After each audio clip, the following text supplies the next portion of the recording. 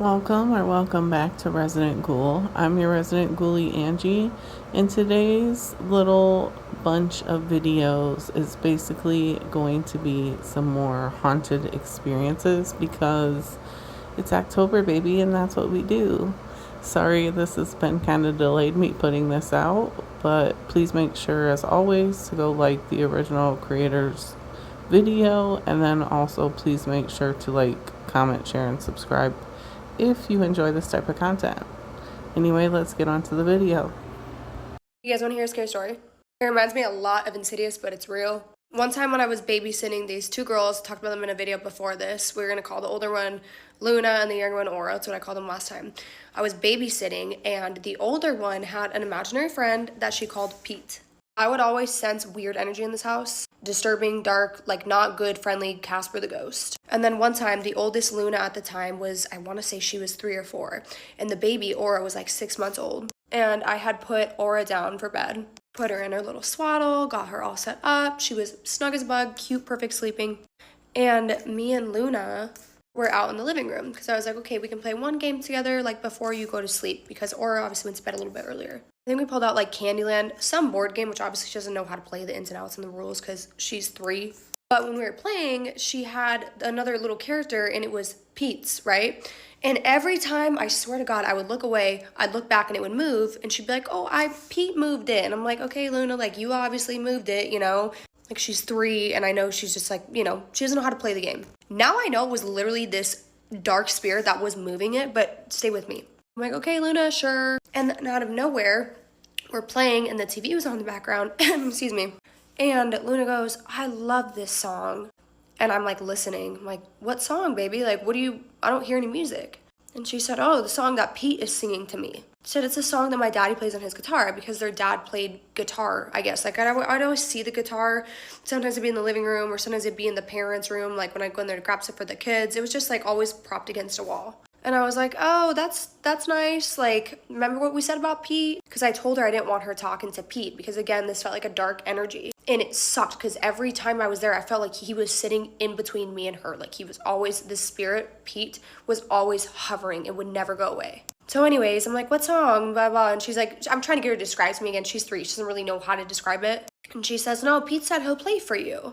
And I said, no, that's okay. Like, want anything to do with it? She said, no, he'll play for you. Just hold on. So I ignore it and we start playing this game again. Just moving little pieces across the board.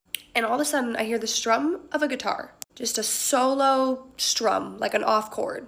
And I just get chills down my back because at this time the guitar was in the parents' room. I only knew that. I hadn't gone in their room that time, but because I heard it and their door was shut. And Luna jumps up. She's like, oh, I told you, Riley. Like, I told you. Pete said he'd show you the song. It's my favorite song. And I'm terrified. Like, I'm trying so hard to act cool. I don't know how this little girl is not so scared. But I'm just like, oh, okay, hold on. Let me just go look real quick. Because my immediate thought was like, maybe somebody's in the house. Like, a real person. Because that sounded way too real. It literally was just a strum of a guitar. So I go into the parents' room, I turn on all the lights, the guitar is just sitting against the wall. Nobody's in the house. I do a sweep, and I'm like really disturbed because every sweep I'm doing, I feel like something is just hovering and following me into every room I'm going into. So I finally sit back down with her. I'm like, okay, babe, let's watch like 10 more minutes of the show, and then like we're gonna go to bed. When I sat on the couch with her, it was the first time I felt like not super heavy, overpowering energy, and I'm like, whew, okay, like. But anyways, I was like, okay, this feels a little less heavy. Sorry, my dog's drinking water in the background. She's so loud. So I'm like, okay, I can breathe a little bit. And I pick up the baby monitor right next to us. You guys know what's coming. You've seen the scary movies because it literally was just like that. Pick up the baby monitor to check on Aura. And I literally gag when I think about this because it was so terrifying. I see a hand, right next to the baby. She's sleeping, she's swaddling, and it's a creepy hand where the nails are like this long and it's just this black shadowy hand just right next to her. And again, this is the first time I said I felt relieved, like I wasn't being followed. It's because it went in the other room. I freak out. I literally sprinted, ran, busted into Aura's room, woke her up because I came in the door so hot. She was crying and just felt that energy in that room was disgusting. I pick her up, I bring her back out to the living room. I'm like trying to explain to the parents when they come home, like they're gonna think I'm insane of why their kids are still awake. And I'm sitting on the couch with the baby and with Luna, and I forgot to turn off the baby monitor. And I literally hear just disembodied voices coming from the baby monitor. Terrifying, out of nowhere, loud. And I literally just shut the baby monitor off. And they, like, the baby ended up falling back asleep in my arms. Luna ended up falling back asleep, and she, like, fell asleep on me. Like, her little head was on my shoulder. When the parents came out, I was like, sorry, they're just, like, so sweet, and they just wanted to sleep out here with me. Because I tried, again, to, like, I've explained this in the other video, but I tried to kind of bring it up to them before, how, like, something I thought was going on in their house, paranormal. And they looked at me like I was fucking insane. So I knew I wasn't getting anywhere with that. But that was also one of the terrifying times I experienced babysitting for those kids. If you're laying in bed and you actually want to sleep tonight, then you should skip this. For the rest of us who like scaring the shit out of ourselves, welcome.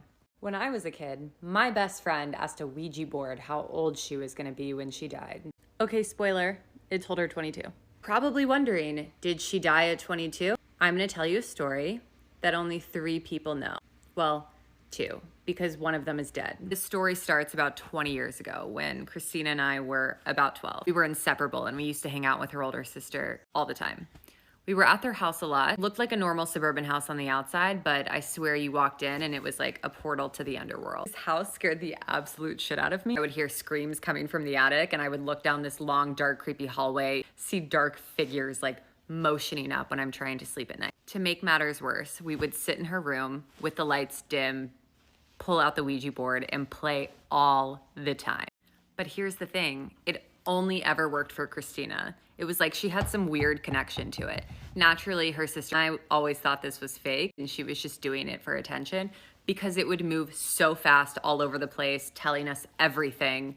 Never worked when we did it alone, so we were a little bit suspicious. Whatever ghost was on the other side of this had diarrhea of the mouth. This was not like you see on the horror movies where it's like, oh, this is slowly moving to yes or no. Like, no, this was like a T9 texting expert ghost that word vomited constantly. So one day we had just finished watching Big Fish, and in that movie there is this creepy old witch, and you can ask her how old you're going to be when you die. Christina loved this idea. Next thing you know, she's pulling out the Ouija board and immediately asking, how old am I going to be when I die? Planchette slowly starts to move towards the numbers, and it hovers over the 2. And then it takes a little bit of a movement back and comes right back to the 2. Christina didn't even skip a beat. She grabs her red notebook that she wrote down all of the answers the Ouija board said in it, wrote down, age I'm going to die, 22. Completely calm. Little did we know, something was set in motion and some weird shit started happening for the next 10 years. About a year after the Ouija board incident, Christina's middle school boyfriend tragically died. He was babysitting his 3-year-old little sister, hanging a rope swing for her in the backyard. The parents got home, found the little girl screaming in the backyard, looking at her brother hanging by the tree. He accidentally got tangled in the rope and hung himself. He had been dead for about 3 hours. While Christina was upset about this, she wasn't hysterical, more so distant. And she said to me, I think I'm gonna see him again soon. I just don't see myself growing old. I can't be that upset about it because something like that might happen to me. For the sake of being able to sleep at night, I wrote off a lot of these things. Christina and I grew apart over the years. A couple of other creepy things happened here and there, but for the most part, I think she had a pretty normal life. She got a job, got a fiance, seemed pretty happy from what I could tell. So now we're about 21 and Christina's wedding is coming up. I didn't go to the wedding, but I saw this footage later. Christina's standing at the altar, all smiles, having just been married, trying to take photos with her family. Softly in the background, you hear a little girl singing the Itsy Bitsy Spider. Christina yells super loudly, Kenna, it's time to take photos. And the camera just slowly pans left. And then you get a great view of this beautiful little flower girl sitting in a pew, holding a Bible upside down, singing the Itsy Bitsy Spider. She shuts the Bible, takes a couple of steps towards the aisle, and slowly walks forward. I shit you not, this 3-year-old looks up at this bride and says, Christina, are you gonna die soon? Freaked out when she heard this, which would be a normal response, but I heard her talk about death so many times as a teenager and just how it didn't faze her that it was a little bit odd to hear her talking about it like this. I really think it's because she was 5 months pregnant. Things had changed for her. About a year after the wedding, Christina was at a cabin with her family in the mountains having some celebration. Everyone was there, including her newborn son. It seemed like one of those days where nothing could go wrong. Her family always had a four-wheeler that we would take around the mountains and have a really good time on. At some point in the afternoon, her and a friend decided to take it out for a ride. But that day, something was different. As they rode through the trails, everything seemed all right until Christina screamed, "The brakes aren't working." They flew off of a cliff. Both of them were rushed to the hospital. Christina didn't make it. She died on the way there. 22.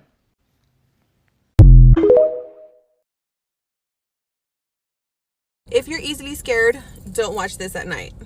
Personal spooky story time, and we're gonna call this one That Wasn't My Brother. When I was about 18 years old, I had gone out, and I had a very strict dad growing up. If you're Mexican or Hispanic, you know, my curfew was at midnight. Thankfully, my sister would cover for me, and she would hide pajamas in the restroom. That way, if I got home late, I would go straight to the restroom, I would change, and if he caught me coming home late, I was already in my pajamas, and I'd be like, "What do you mean I was in the restroom?" So this specific night, I get home past my curfew, I go straight to the restroom, I use the restroom, wash my face, brush my teeth, put on my pajamas. The way that our house is set up is a long hallway, restroom, my bedroom, my brother's bedroom. But as you're walking to the bedrooms, the living room is right here. So as I'm walking to my bedroom, the house is dark as hell. Our front door has glass and the porch light kind of gleams in.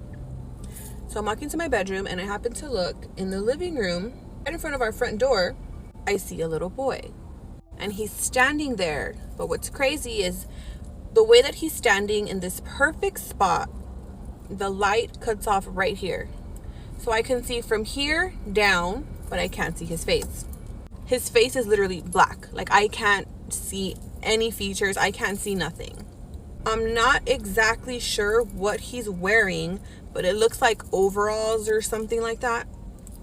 My first instinct isn't, "Oh my God, that's a ghost." My instinct is, what the hell is my brother doing awake right now? So I stand there and I'm calling for my brother. I'm literally like, "Eric." My brother's name is Eric. So I'm whispering and I'm like, "Eric," trying to make sure that my parents don't hear me because it's about 3 a.m. and my brother is just standing there. And I'm like, God. "Eric." Nothing. No movement. Nothing. So I'm literally standing there for what feels like forever, waiting for my brother to cut his shit out and fucking go lay down because I'm about to get my ass kicked. And he's just standing there. So now my wheels are turning and I'm like, okay, what's going on? And when I tell you this is the most I've ever been scared, like I was shook, I was shitting myself. I decide, okay, I'm gonna go to my brother's room. Turn on my flashlight. I'm looking and my brother is asleep in his room.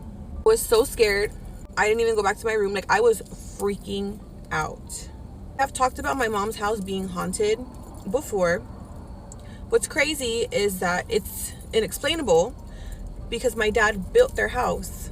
I'd understand if it was like an older house or something like that, but it was a new house. Like I have not done any research on the land, if there used to be something there, if something happened there. I have not done any research, but I have seen and heard so many things inside that house. It is fucking haunted.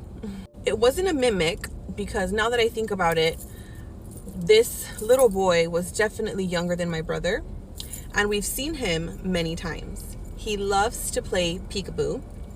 We have 2 living rooms in my parents' house, and my mom was always in the smaller living room in her recliner, and a wall separates both living rooms with a half moon, and she says that she'd be there in the morning and this is the wall and she could see the little boy like peeking.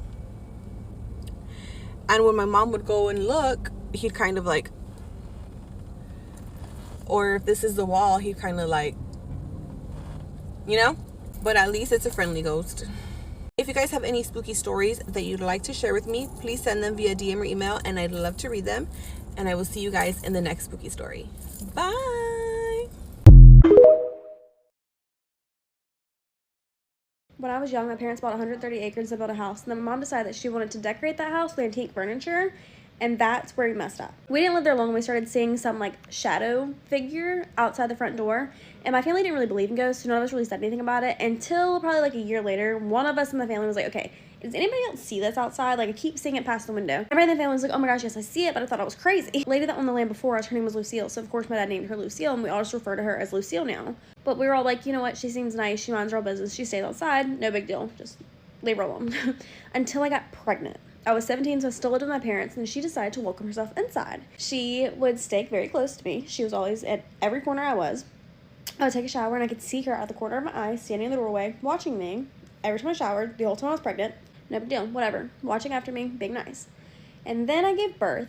Still, no big deal. She was next to me and the baby. I thought maybe she was just a sweet ghost. And then one day, I laid my baby down, I set the camera up, and I went and took a shower, and I was watching the camera while I took a shower, and I saw her laying in the crib next to him.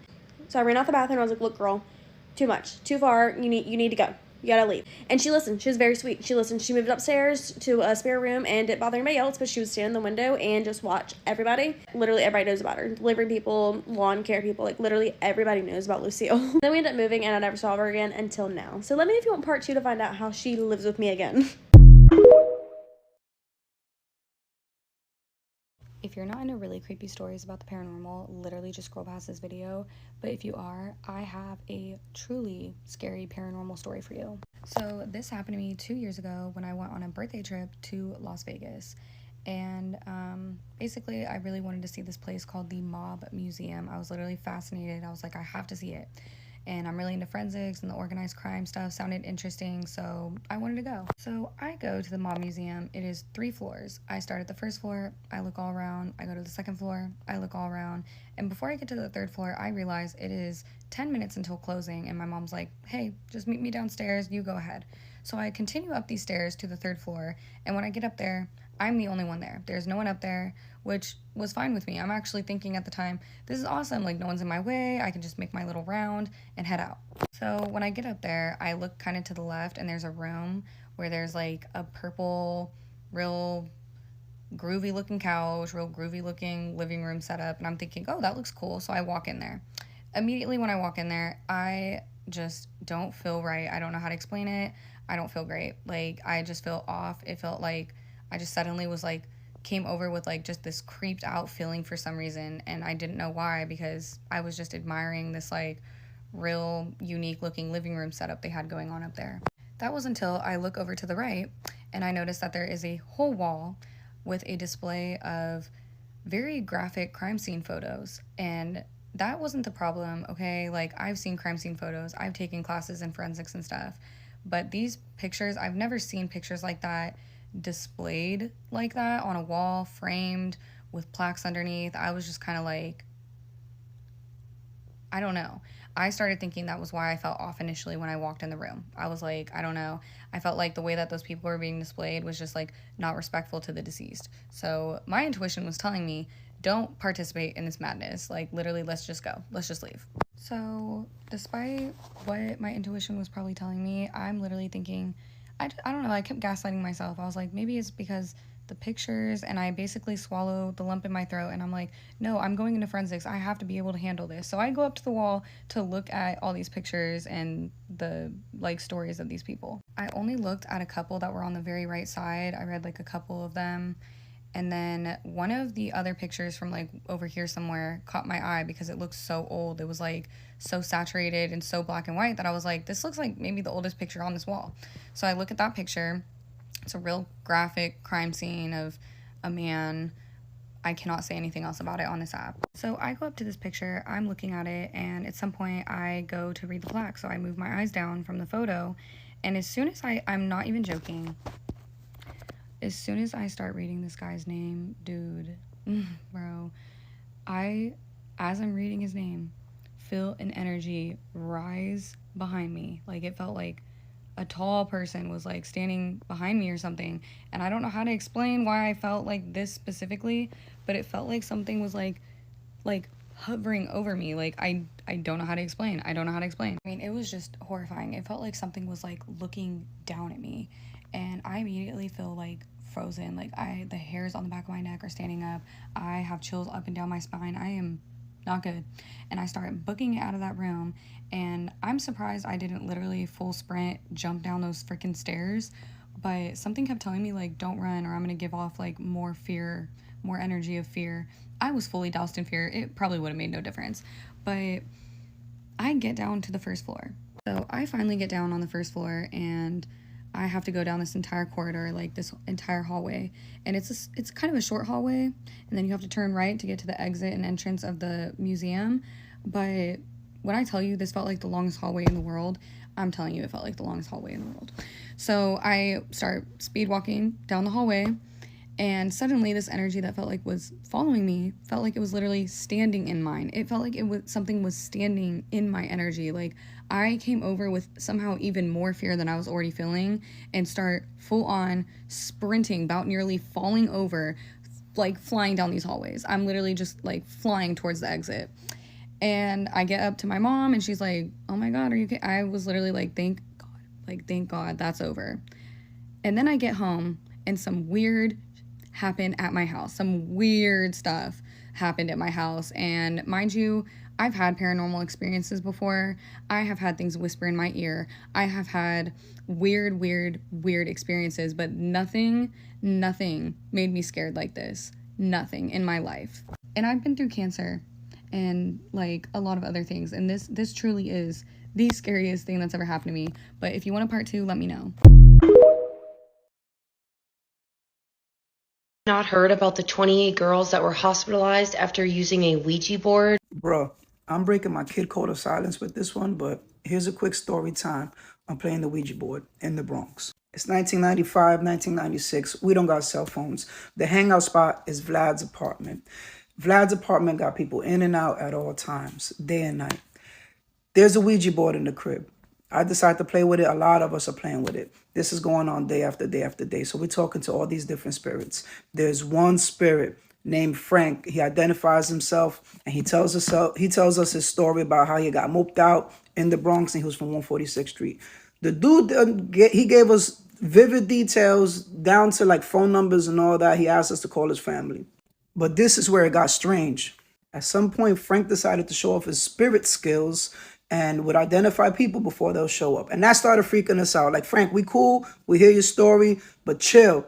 Because, like, Lou would show up knocking on the door, and the board just wrote Lou. Or the board would start reading. Now, this is the part that really got me. There's a dude amongst us, his name was Trauma. His real name was Marlon, but none of us knew that, because in the hood, you don't know nobody's name unless you get locked up with them, stop and frisk with them, or you went to school with them. But because that was Vlad's man from another block, we ain't know his real government. So now the board is writing Marlon, and Traum shows up. We like, haha, Frank, you're not as good as we thought you was. No, we look at Vlad's face. Vlad's looking back at us with a certain face on us, and I'm already getting scared. He's like, yo, Marlon is Trom's name.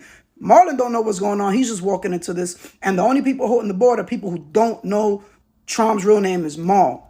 At this point, things are happening to people on the block. It's a lot drama and real bad things happening, newspaper-worthy stuff happening amongst like our friends.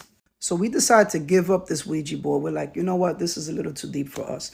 Fast forward a month later, this is where things got really strange for me. I see these two girls come out of building on my block. So all this took place on Creston Avenue and 197. And I lived on Kingsbridge and Morris. So I'm on my way to Morris after a day of being on Creston. And I see these two girls, they walk out the building. Yo, Rich, what's good? What you doing right now? I'm like, nothing. Yo, come in the building. We playing the Ouija board. We're like, nah, I'm good. I don't want to play. We had this whole experience. I'm not with that no more. And she's like, nah, but it's real. It's real. I'm like, trust me. I know it's real. She's like, anyway, so whatever they was going to do, for some reason I decided, let me ask, what's the spirit's name that they talking to? And so I'm like, yo, legit, what's the name of the spirit you're talking to? Whatever way I asked her, whatever. You know what the spirit's name was? Take a wild guess. Shorty's was really talking to Frank on the Ouija board a month later. Anyway, we made a pact like the Goonies to never talk about it again. This is the first time somebody's talking about it in public. It's real, y'all. I was in college, my dad told me, before he left from dropping me off, he was like, switch up your routine sometimes walking home. like back to your dorm. He was like, never keep the same route too long. Now, when I went to college, it was 2015. Now, this was my freshman year when he told me this, so I'm like, okay.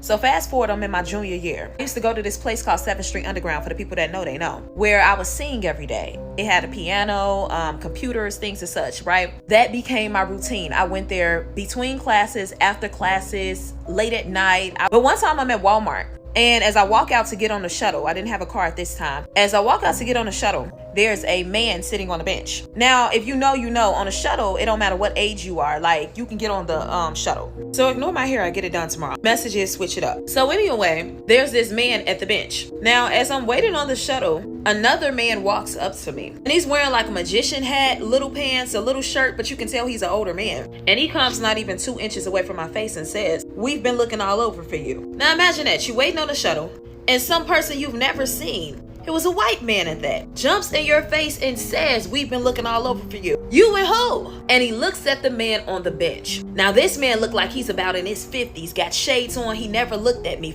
Tell me you wouldn't be freaked out. So back then I was pretty ratchet, okay? And I jumped back and I said, "You get the so-and-so on my face." He said, "We know you. We've been watching you." "What do you mean you've been watching me?" He said, "You sing every day." Imagine that, I got 4 bags of groceries, fresh out of Walmart, and 2 really grown men are telling me they watch me every day. I ain't never seen y'all a day in my life. He would not get out my face. Broad daylight, at least 2 p.m. Run back into the Walmart. I call my ex at the time. I call him, I say, "Look." I give him a 411, he pulls up, the people are gone. Real story, wouldn't even lie to you. When I make it to my house that day, and the video was in my phone somewhere, when I made it back to my house that day, my home door was glued shut. Glued shut, and I'm not talking about Elmer's glue. When the people came, they had to take my entire door off because it was construction glue. They could not do anything about it. My sister and my brother-in-law had to come while I sat in the hallway and tried to understand why somebody would want to shut me in my house. Long story short, when I took it to management of that complex at the time, she told me don't say nothing. It would make the school look bad. My point is, because I lost the plot. I promise you I did, just thinking about it. Switch up your routine, always. From that point on, I had about 4 different ways to make it to my apartment. The back way, the front way, through the classes, through the buildings. Never be too predictable. Bye, y'all.